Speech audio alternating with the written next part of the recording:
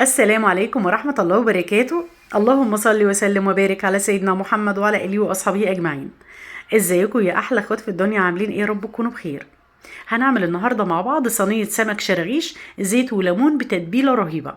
هنعرف كمان الفرق بينها وبين سمك الدنيس علشان ما نضحكش علينا، وهنعمل معاها بقى شوية رز بالكاري بجد تحفة.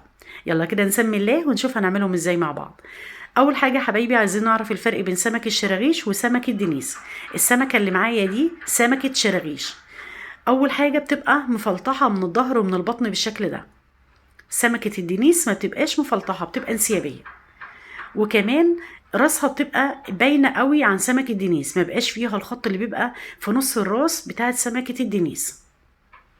وكمان ديلها بيبقى غامق كده، وبيبقى يعني لونه اسود شويه عن سمكه الدنيس، ما بقاش فيها اللون ده خالص في الديل. لونها مختلف تماما، الراس بتاعتها مختلفه تماما، باينه جدا جدا، بس اللي معرفهاش بيتغش فيها. 3 حاجات بيفرقوهم مع بعض. اول حاجه سمكه الشراغيش بتبقى مفلطحه، سمكه الدنيس بتبقى انسيابيه. كمان سمكه الشراغيش ما بقاش فيها الخط اللي بيبقى في الراس بتاعت سمكه الدنيس، وديلها بيبقى غامق عن سمكه الدنيس، ما بقاش اللون بتاع ديلها بالشكل ده. تمام. السمكه دي طبعا غسلاها كويس جدا وشايله البطن بتاعتها والخياشيم، ومنضفاها كويس جدا بملح ودقيق وليمون. هنعمل التتبيله بتاعتنا: معلقه كبيره من الكمون، نص معلقه من الفلفل الاسود، معلقه كبيره من الملح، معلقه كبيره من بهارات السمك، معلقه كبيره من البابريكا. هنزل عليهم بربع كوباية كبيرة من عصير الليمون، 5 معالق كبار من الزيت. طبعا الكمية التوابل بتاعتك حسب كمية السمك عندك، انا مكترة علشان طبعا انا معايا 2 كيلو من السمك. هنقلب كويس جدا، وبعد كده هننزل بالثوم بتاعنا المفروم، كنا عاملينه مع بعض في حلقة قبل كده، حوالي يعني تقريبا الحلقة اللي قبل اللي فاتت من 3 حلقات تقريبا. هناخد منه على طول معلقة ونص كده، وبصوا لونه ابيض وجميل ازاي. اهم حاجه ان احنا نقفله على طول ونحطه في التلاجة علشان ما تاكسدش مع الهواء ولونه يتغير معاكي. اول ما تاخدي من التوم بتبداي ان انت تقفليه وتحطيه على طول في الفريزر. خدت معلقه ونص من التوم وهنقلبه مع التتبيله التحفه دي، وبعد كده نركنها دلوقتي على جنب. هنبدا بقى ناخد السمك بتاعنا بسكينه حاميه او بسكينه مشرشره، نبدا نعمل فيه فتحات في الظهر من ناحيتين بالشكل ده. اهم حاجه السكينه تكون حاميه معاكي، انا مستخدمه سكينه مشرشره، مسهله عليا بصراحه يعني الموضوع. هبدا ان انا افتحه من ناحيتين بالشكل ده، علشان لما نيجي بقى نحشيه بالتتبيله بتاعتنا نبدا نحط في الفتحات دي وتشرب من طعم التتبيله. هنخلص الكميه كلها بالشكل ده. بعد كده حبايبي هنبدأ بقى نجيب السمك، نبدأ ان احنا نتبله بالتتبيلة بتاعتنا. نحط كده على ظهر السمكية من ناحيتين ومن جوه السمكية، يعني نتبل السمكية من جوه ومن بره كويس جدا جدا. ونحط كمان في الفتحات اللي احنا فتحناها نحشيها بالتتبيلة بالشكل ده. ايد كده تحط التتبيلة والايد التانية بتحشي بالشكل ده. اهم حاجة من جوه ومن بره، ونشربها كويس جدا بالتتبيلة. هنخلص الكمية كلها بالشكل ده. وبعدين اتبقى معايا معلقه كده من التتبيله هنحتاجها بعد كده. معايا بقى حوالي 4 5 بطاطسات متقشرين، وكنت حطهم في الميه عشان ما تسودش. هبدا ان انا اعملها شرائح او طرنشات بالشكل ده.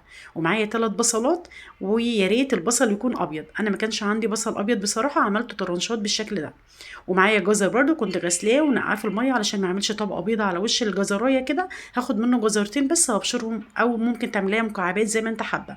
ومعايا كمان ربع فلفلايه الوان من كل نوع مقطعاها مكعبات صغيره. وهقطع عليهم كمان حزمتين شبت وحزمتين كزبره.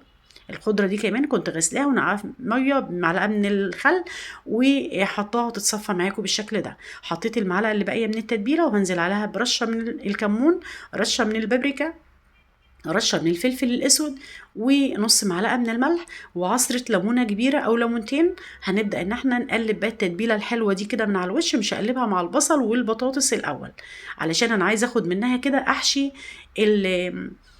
السمك بتاعي. هناخد بقى من التتبيله التحفه دي الجزر مع الكزبره مع الشبت مع عصير الليمون مع اللهم صل وسلم وبارك على سيدنا محمد. الجزر اللي احنا بشرينه هنحشي بيه السمك بتاعنا، تبقى تتبيله خطيره بجد. هناخد بقى الخضره بقى اللي هي عباره عن حزمه كده او حزمتين من الكزبره، هنقطعهم بالمقص بالشكل ده، هتبل بقى الخضار بتاعي برشه من الفلفل الاسود ورشه من الملح، وهنقلب الخضار بتاعنا كويس جدا بالشكل ده. هنا الصينيه كانت صغيره، جبت صينيه اكبر منها، وهفرد الخضار بتاعي في الصينيه بالشكل ده، وبعد كده هرص عليه السمك.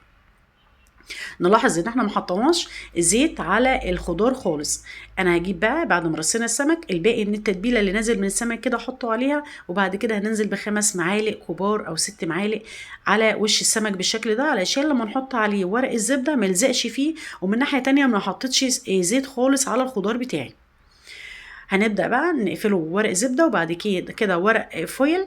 وفي الوقت ده انا مولعه الفرن ده على اعلى درجة حرارة. هنحط السمك بتاعنا على الرف اللي تحت خالص خالص، البلاطة بتاعت الفرن، لحد ما تشرب المية بتاعته. هنبدأ نشيل الفويل وورق الزبدة ونسيبه ياخد اللون الجميل بتاعنا. هنا بقى نعمل الرز مع ربع كوباية من الزيت في حلة على النار. أول ما يسخن هننزل ببصلتين كبار متقطعين صغير، وهنقلب فيهم كده لحد ما لونها يبقى ذهبي معانا بالشكل اللي تشوفوه ده. ما بنغماش البصلايه خالص، لان انا هعمله بالكاري. هننزل بيه قرنين من الفلفل السبايسي، نص معلقه من الكمون، نص معلقه من البابريكا، وكمان معلقتين كبار من الكاري، وورقتين 3 من اللوري، وواحدتين 3 من الحبهان. وهننزل بالرز بتاعنا اللي احنا غاسلينه ومصفيينه، هنقلبه كويس جدا جدا بالشكل ده. وبعد كده هنحط الملح، معلقه كبيره من الملح، ونزوده بقى بالميه المغليه. طبعا هحطها على العين التانية ميه بتغلي علشان ازود بيها الرز. طبعا الميه لازم تكون مغطيه الرز بعقله صباع بالشكل ده. حسيت ان هي محتاجه شويه كاري عشان لونه يبقى اصفر كده وحلو، حطيت معلقه من الكاري وسبته لحد ما تشرب الميه بتاعته تماما. وبعد كده هنقلب كويس جدا بالشكل ده، وبعد كده هنغطي عليه بقى ونوطي لحد ما يستوى تماما. هنسيبه بقى على نار هاديه خالص لحد ما يستوى. هنا السمك بتاعنا حطاه على الشبكه بعد ما اتشرب الميه كده، وحسيت ان هو استوى، حطيته على الشبكه فوق وولعت له الشوايه شويه صغيرين. والرز كان استوى معايا، وريحته وطعمه بجد في منتهى الجمال. التتبيله بتاعت السمك يا حبايبي بجد تحفه، والحشوه بتاعتها رهيبه. بصوا الرز مفلفل ازاي، ولا حبايه ماسكه في التانية. طبعا انا نسيت اقول لكم ان انا كنت حاطه عود من القرفه. تمام، وده اختياري طبعا. هنشيله طبعا، لو قلبتنا ورقه لوري او واحده حبهان بنشيلها معانا بالشكل ده، ونغرف الطبق بتاعنا واحط عليه السمك التحفه ده. عايزه بقى تديله لون عن كده زي ما انت حابه. شايفين الجمال بجد تحفه. الرز مفلفل جدا، السمك طعمه حلو قوي، التتبيله جميله. اتمنى تجربوه وتقولي في تعليقاتكم الجميله. ربنا ما يحرمني منكم ولا من كلامكم الجميل، ودومكم في حياتي اكبر نعمه. وطبعا لو عجبتكم الحلقه ما تنسونيش في اللايك الحلو منكم والاشتراك في القناه. طبعا يعني شرف ليا وجودكم الجميل في حياتي. بحبكم جدا جدا في الله، يا احلى اخوات في الدنيا. اشوفكم على خير في حلقه جديده ان شاء الله.